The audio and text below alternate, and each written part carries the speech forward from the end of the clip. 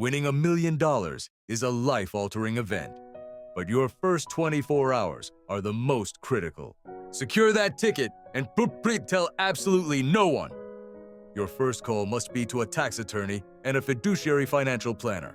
Now, let's look at the critical choices you face with a visual split screen. On the left, the smart move. Claiming anonymity through a legal trust or LLC to protect your privacy and assets. On the right, the common error. Announcing your win publicly, instantly making you a target for scammers and distant relatives. Next, the smart move is a 90-day cooling-off period.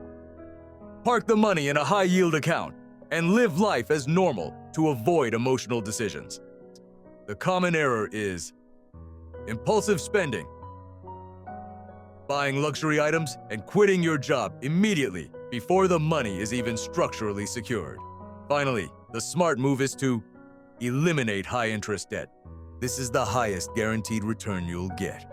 The costly mistake is co-signing or lending money to loved ones without professional counsel, risking both your wealth and your relationships.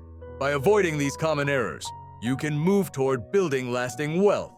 Focus on long-term investment, max out your tax-advantaged accounts, and protect everything you have with updated estate planning and umbrella insurance.